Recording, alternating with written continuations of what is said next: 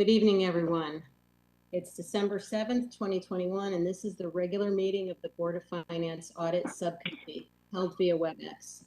My name is Lori Charlton. I'm the chair of the subcommittee, and I'm joined by our vice chair, Ms. Mary LeClaire. Our other committee member, Mr. Jim Brown, his term has ended on the Board of Finance, so he will no longer be joining us. We will have a new committee member soon after for our next meeting, but for tonight, Ms. LeClaire and I have there's a quorum for the two of us, so we'll go forward.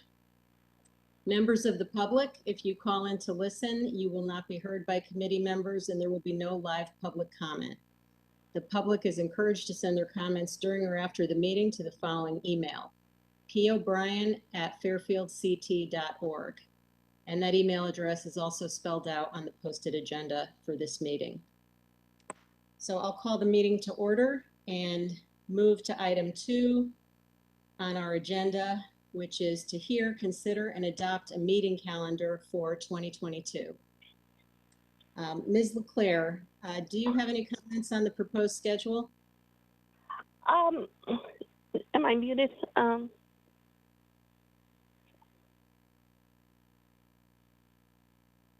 Now you're muted. Okay. Oh, no. Okay. Sorry about that. Okay. Well, because we are not a full board yet, I would like to make a motion that we schedule the first meeting and we table the rest to the second meeting, if that would work for you. So I would like to make a motion that our first meeting is, was it January 4th?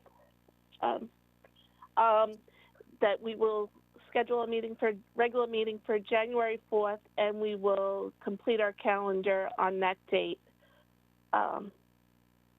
So all the board members can confirm that the dates work for them and the time. Great, so it's 6 p.m. just to clarify? 6 p.m.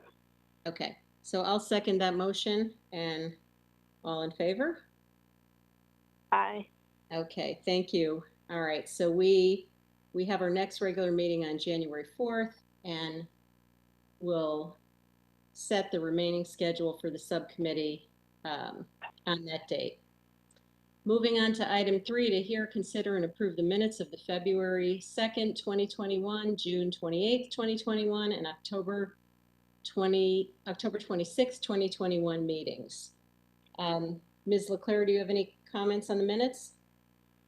I don't. I only briefly scanned them, but they look fine to me. So unless you have any recommended changes, I will make a motion to approve the minutes. I don't have any recommended changes, just one comment. I second the motion. When I was reading the minutes, I was reminded that during the October meeting, Ms. LeClaire had requested that the prior year financial statements for the parking authority be forwarded to us, and I don't think we received those. So maybe a reminder to Mr. Schmidt. No. But I move to, I second the motion, so we can go ahead and approve the minutes. In favor? All in favor. Okay, aye. All right, great. Aye. The minutes are approved. All right, moving on to item 4, to review and discuss the draft Kafir. So we have here with us tonight Mr. Joseph Centifanti, the partner from PKF O'Connor Davies, who is our external auditor. Mr. Centifanti has provided us a document of key highlights in the financial statements.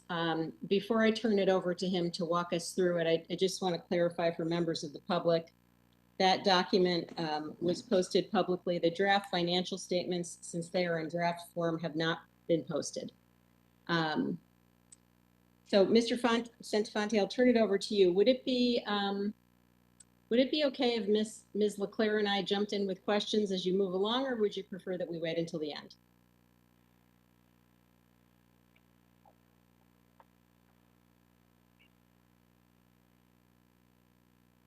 Joe, I think you're muted. All right, there he is. I couldn't find the button. Yeah. Ask questions.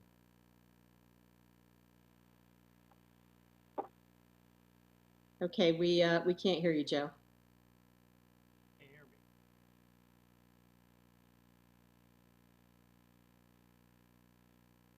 Nope.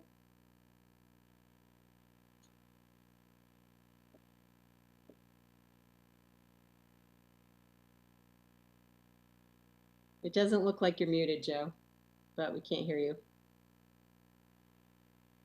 All right, I'm not sure how to. There you go. It's low, but we got you now. Sure, so I think.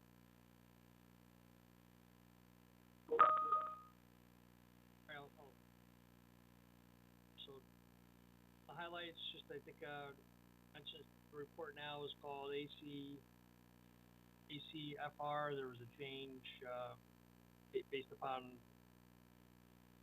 a GFOA statement.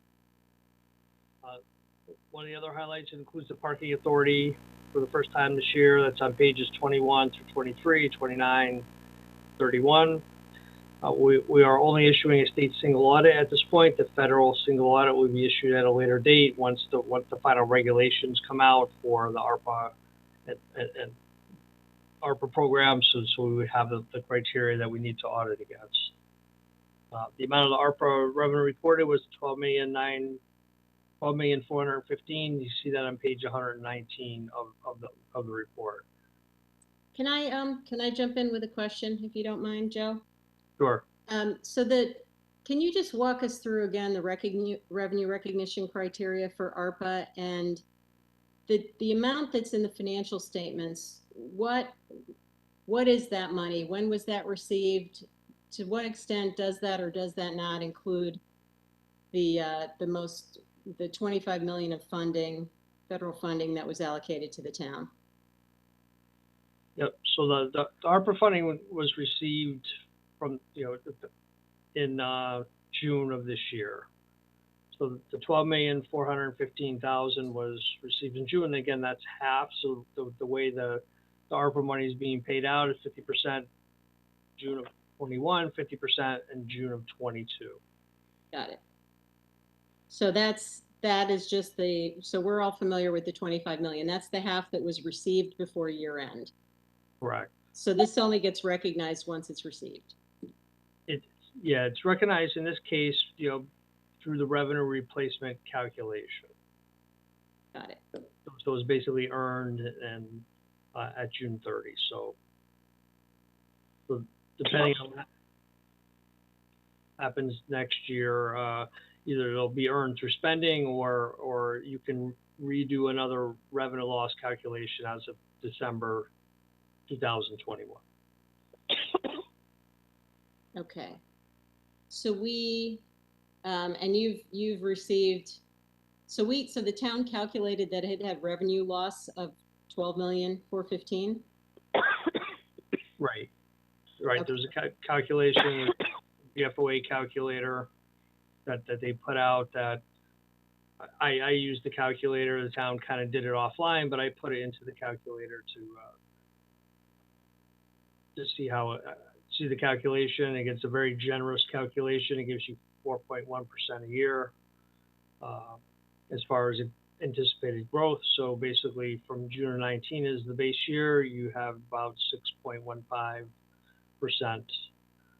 for an 18-month window of growth in most towns' budgets, and it didn't go up that much. Connecticut's a little bit unique because it's totally dependent on property taxes, and nobody's property taxes are going up that much. So the calculator is kind of for all different revenue sources, whether it be sales tax or hotel tax or that type of thing. So the model was built for every type of government, but in Connecticut, most towns are showing the revenue loss based upon the generous expectation of increase in revenues. Okay, thank you for that. That's helpful. Unless Ms. LeClaire has additional questions, you can. No, that was helpful to me too. Okay, thank you. Joe, go ahead. Sure. Just we'll hit a couple places. The MDNA, the general fund budgetary fund balance increased by 1,616,000. The long-term debt decreased by 2,651,000. Looking at general fund, the unassigned fund balance on Exhibit C, page 24, you ended the year at 11.34% of budgetary expenditures and transfers out. So that's, I think, a slight increase from the prior year. On a GAAP basis, the net increase in fund balance was almost to $700,000. The general fund combining schedules are on page 113, 114. So schedules 1 and 2 show that that Board of Ed lapsing fund from the prior year was fully spent, and so that's at zero at year end. Okay, can I jump in again? So the fund balance, so we've got the budgetary fund balance that went up by $1,616,000, and the GAAP basis fund balance that went up by $696. And remind me, so the percentage, when we typically look at our measurement of fund balance as a percentage of expenditures, we're using which number there? That GAAP number? 36 million? Or Yeah, we're is it using the 36 million against budgetary expenditures and transfers out. So okay? your total budget, but yes, we're using the GAAP number. Okay, not the budget number. Okay, so we're at 11.34% is the takeaway there. Correct. And that's a little bit. Is that a little bit lower than last year, as I recall? I think it was total fund balance. It was 11.05, so slight increase. Oh, slight increase. Okay, good. All right. Thank Yep. you. And then the long-term debt decline of 2.6 million. So which number are you referring to? Are you referring to just the long-term debt in the financial statements, or does that include the current portion and the bands, or what are you measuring there with the decline of long-term debt? Because there's no comparatives in here, so I couldn't figure it out quickly. If you look at page 21 of the MDNA, it's the difference between those two numbers. So it's just the bonds, the equipment financing notes, the clean water notes, and the bands that were permanently financed of the 9.6 million. So Okay. if you look at Sorry, that's a table in the MDNA, you said? Yep, top of page 21. All right, so the numbers we should pick up are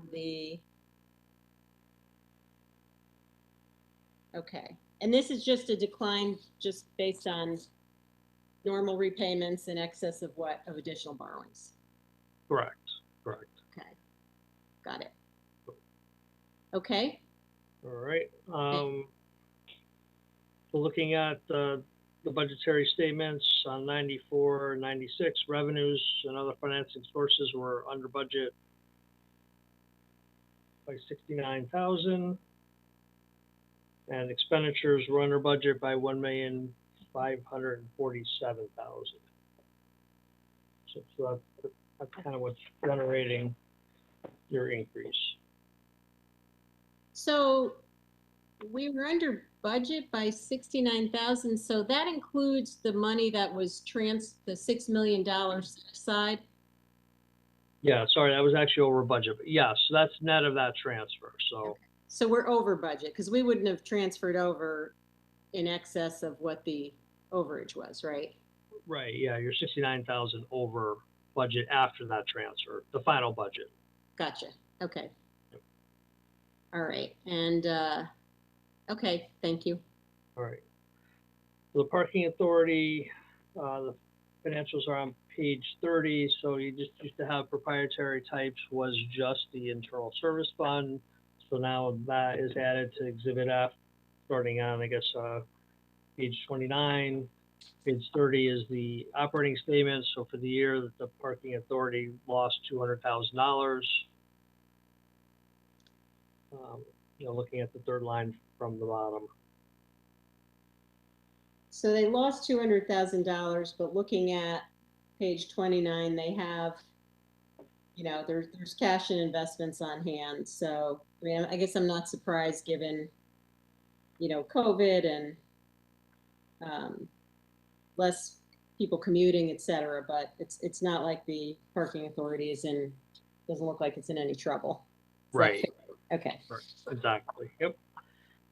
In the internal service fund, right next to it did fairly well, 1,565,000. positive operations, net increase in that position. So that fund is in also a good position, at least at this point, with about almost $6 million in net position at year end. So, Mary, did you have a question on that? No, it's okay. You can continue. Yeah, no, I was just going to ask on the internal service fund. So the 5.9 million, I don't remember it. I mean, I know it's gone up since last year, but can you just talk to us a little bit about that? Is that, I mean, how should we think about that money? Is that like cushion? I mean, what is, you know, would that be equivalent to unallocated fund balance? I mean, I know it's sitting in this fund, but you know, it's building up. So can you just give us some context on how to think about that, that money? Yeah, I think you self-insure for quite a few different things. So you have workers' comp in there, you have heart and hypertension in there, you have just general liability up to certain deductibles for litigation, you know, police, you know, the lap insurance, as they call it. Got it. So, you know, years ago this was in a deficit that looks like a pretty good position. I think I don't remember when I look at the details of medical is still part of that. Footnote.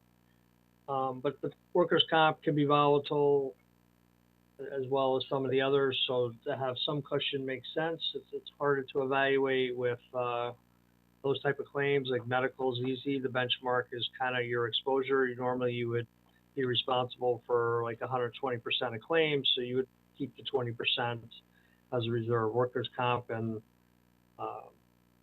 general liability don't really have those same kind of benchmarks just because they're not predictable. Got it. So in the liabilities, we show claims payable of 4,317,000. So we've accounted for, this is presumably medical claims, and what's included in the claims payable number? So yeah, the claims are actually, that's just the current portion or closer to. Got it. 12 million, but the footnote is, let's see, on page.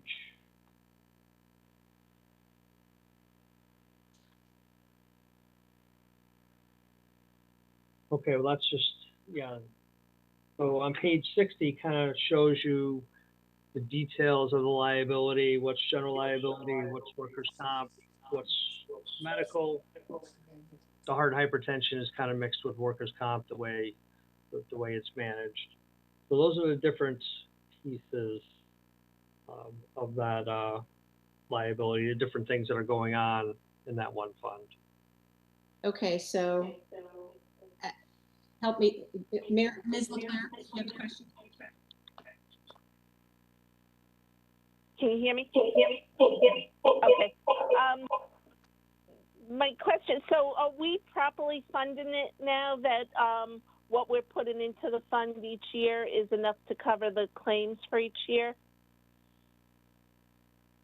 Yeah, I think the last couple of years the funding has improved because you have equity now. So you know, it was hard to tell with COVID. It will say as medical was a variable because last year claims were lower because of that. We expected some increase this year. It didn't happen in a lot of places as far as, but you do see your liability went from 475 to 746. So as people started going back to doctors and that type of thing, it did increase. So currently it looks like it's being funded correctly. I don't think I have an analysis of, you know, each one individually, what you funded, what the actual claims were. That would be a more detailed analysis. It's not available here outside the activity, but you can see at least what the activity is for each of the section, what the additions were, so what the increase was, how much you paid, and then where the liability ended. So it's definitely in a good position, and the rating agencies, you know, 7-8 years ago when this was a deficit, there was a question you got all the time. Now, you know, with the $6 million, I think you're in good shape. But again, it's hard to gauge as far as what the right number is because of the nature of the liabilities that the different items you're self-insuring for. Like medical is easy to project, but the other ones are not as simple. Okay, thank you, Joe. Understood. Yeah, thank you, Joe. That's helpful. So, and the medical is really a small portion of the total claims payable. The big number is the workers' comp number, which, as you indicated, is the most volatile. And then we also have general liability, which obviously there's also some risk there. So, yeah, in your experience, Joe, is this level of fund balance in this, or the net position in the internal service fund relative to the claims, is that high, medium, low, average? How should we think about that? Yeah, it's I don't know if I can even guess at an average. Some towns are it's just all over the place. Usually, most clients don't self-insure for as many risks. Most of them it's just medical. A few of them are workers' comp, and then less than that do general liability. So there's a lot of medical plans that get overfunded because that's easy to benchmark. But you're definitely well funded. I don't know if I have an easy way to say is that enough. You have less fund balance than your liabilities, but you have obviously then means you have enough resources to pay your liabilities. So, but if the total claims are.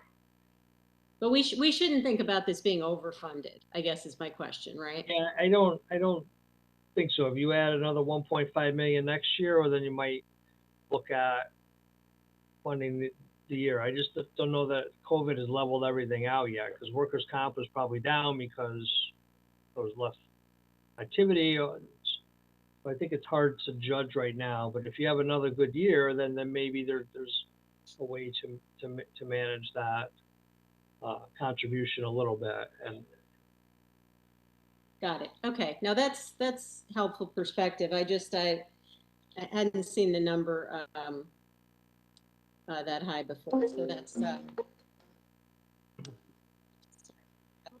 okay. Okay. So yeah, please go ahead, Joe. Okay. So looking at the footnotes, I'm just going to point out the construction commitments. You had some questions on that last year.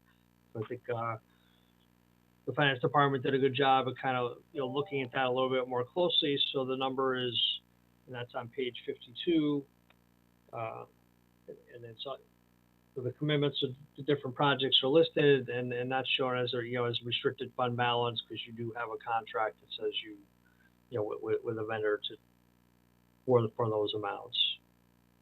Yeah, I just have another quick question on that, I guess, and maybe this is for Jared or Caitlin, or I guess I was surprised to see that we still have 7.4 million on Mill Hill School. What is the status of that? Lori, this is Caitlin. Can you hear me? Yes, I can. Thank you. Okay. Mill Hill, they're still working on it.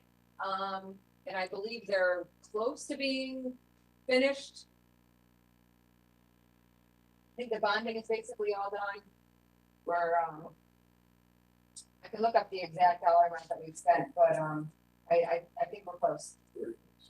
Okay, yeah, that was it seemed like a big number of remaining. I don't remember what the gross number was for the whole project offhand, but at 7.4 million seems like a lot. Maybe it's just that we haven't, paid some of this stuff yet, but that one caught me a little bit by surprise. The rest of them are all relatively small. So just to give you a feel, so there's 275 authorized, 23 million. Mm-hmm. Just to give you, so this is probably going to answer most of your stuff. In this fiscal year, so far, we've paid $5.3 million. Got it. Okay. So a lot of it is just activity after June. Yeah. So this was just timing. This was at June 30th. So before work was done this summer, I guess. Okay. All right. Thank you. Thank you, Caitlin. That's helpful. Okay, Joe. All right. On Page 57, the environmental liability estimate, again, that increased 17.945 million. And then we also disclosed that the town has a net funded amount available of the $8.9 million. Okay.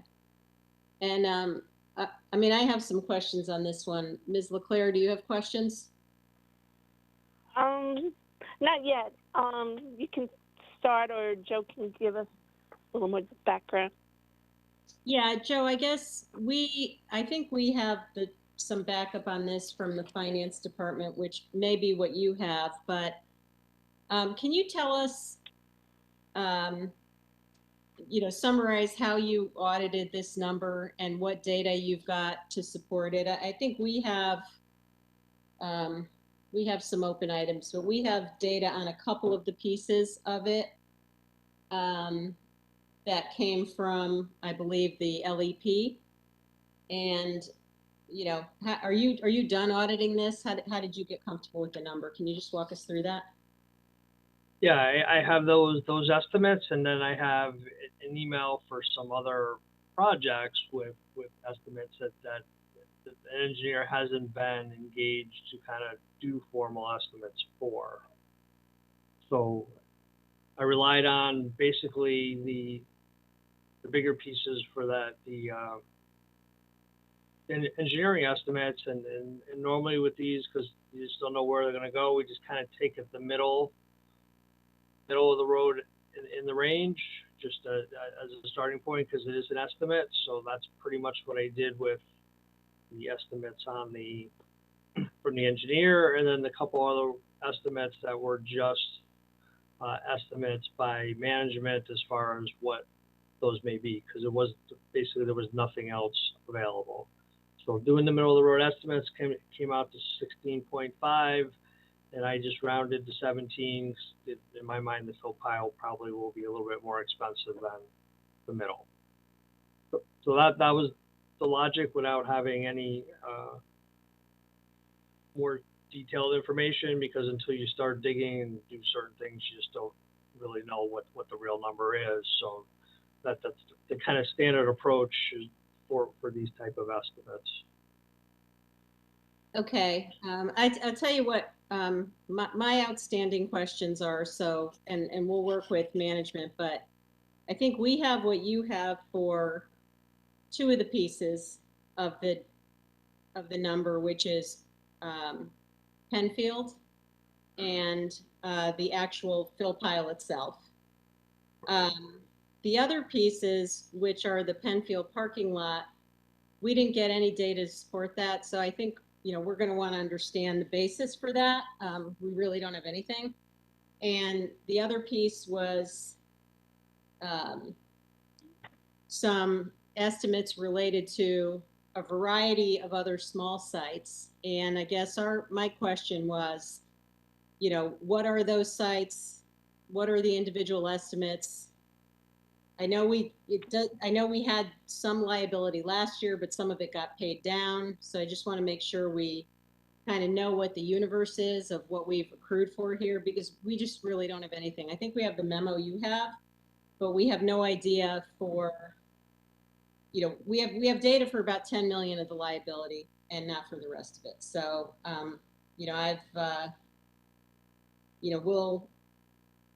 we'll follow up with management, but I just wanted to make sure we were on the same page as that. I think, Caitlin provided and Jared provided some information, but my concern was just understanding that the pieces related to a variety of small sites and making sure, there wasn't any doubling up of the stuff we had from last year. Did we account for the items we spent last year? Because we did pay some of that down, et cetera. So, you should get whatever we get.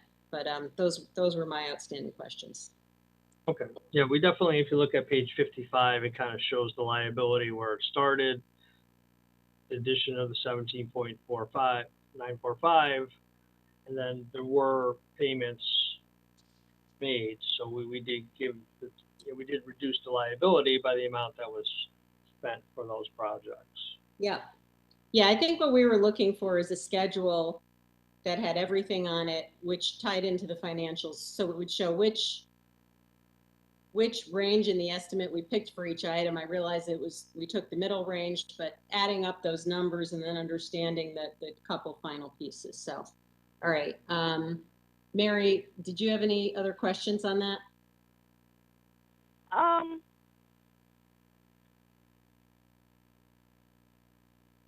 I guess not at this point, but I guess we would either like from management or from Joe some kind of summary that helps us get to that number to understand it better.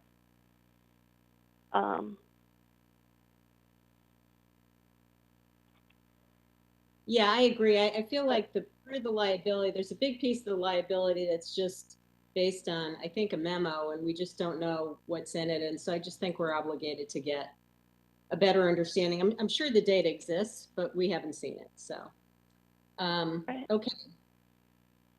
Joe, you can move on if Okay. So pension and OPEB for the employee pension plan, ended the year at 96.36% funded. That's up from 78.44. Obviously, that has mostly due to the market. So if that sticks, you're in really good shape. Next year might be fully funded. The increase in that position of almost $47 million, and the real rate of return was 29.54%. For police and fire, similar, 98.36% funded, up from 78.25. Increase in that position of 42 million, and real rate of return of 29.84.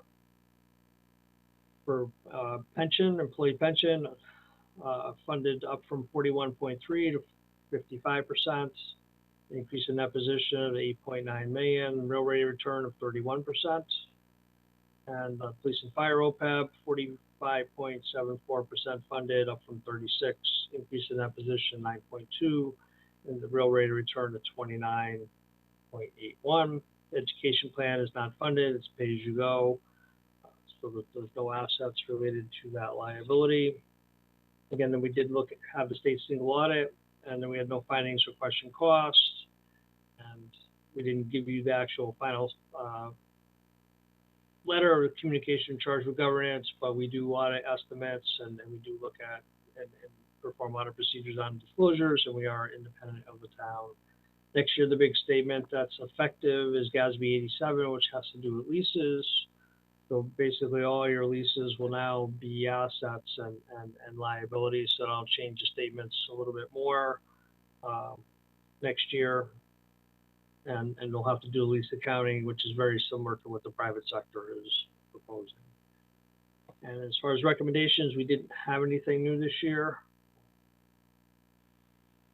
That's kind of my highlights. Happy to answer any other questions.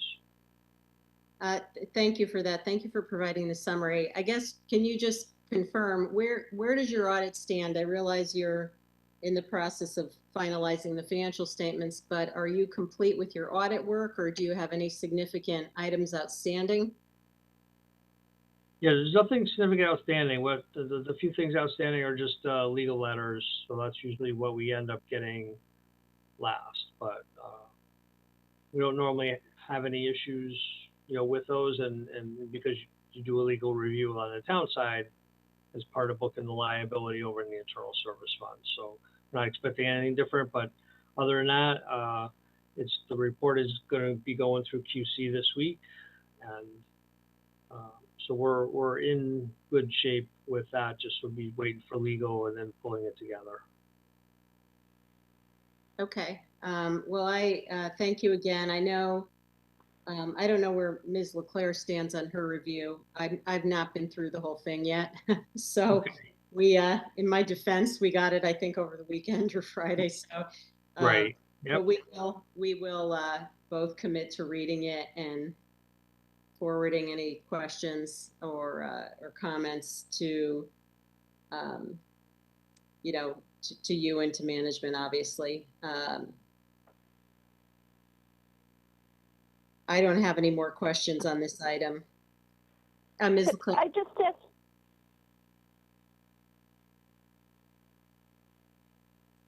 Mary, you're not coming through again. Sorry.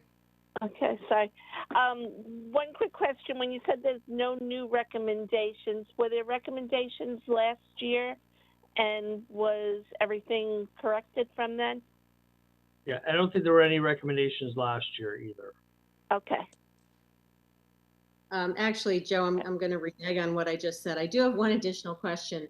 Were there any, do you have any audit differences of significance as of year end that we should be aware of? Yeah, I don't know if I've looked at that specific work paper, but I'm not aware of any difference talking to the manager. I mean, I can go back and see if there's something specific, but I wasn't made aware of any significant audit differences in part. And my review of the file, I didn't see anything either. Okay. But I'm not 100% through it, but.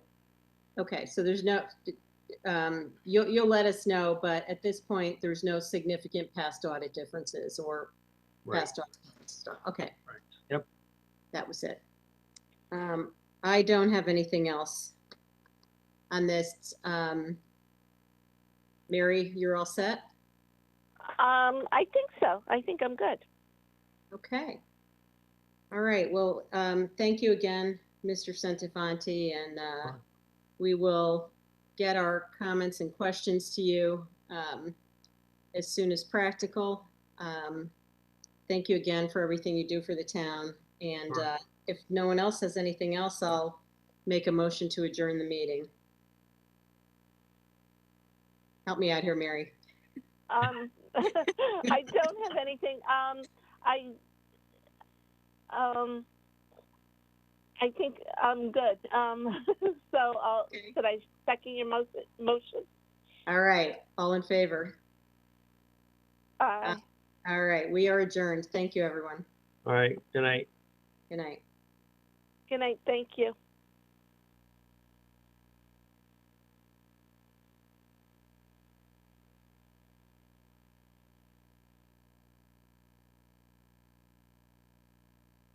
This session is no longer being recorded.